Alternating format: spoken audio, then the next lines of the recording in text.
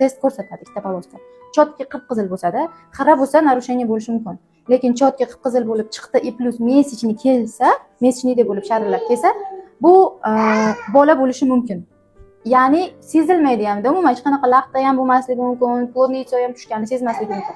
O'zi chunki razmeri atigi 2 mm. Shuning uchun ham xuddi mesechniyda bo'lib ketadi. Hozir sizni holatingizda biz endi implantatsiya bosqichidamiz. Nima uchun buni sizga aytayotganim? Tug'amiz, chunki chokingiz yaxshi. Bemalol tug'siz bo'ladi, yaxshi tikilgan, yaxshi bitgan. Bola joningiz iloji boricha ko'tarmang-da. Bu yopishayotgan paytida og'ir ish mumkin emas. Bolani vobshe ko'tarishingiz, emizish mumkin emas.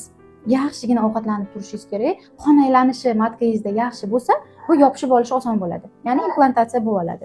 Butunlay yotib olish ham kerak emas. Matkada qon aylanmay qoladi-da. Harakatingizda bo'lib turing, 5 mahal namozingiz bo'lsa bemalol o'qib turing. Xalaqit bermaydi u hech qanaqa bolani rivojlanishiga. Хорошо? Atak maladissisiz. Sizga 5 baho.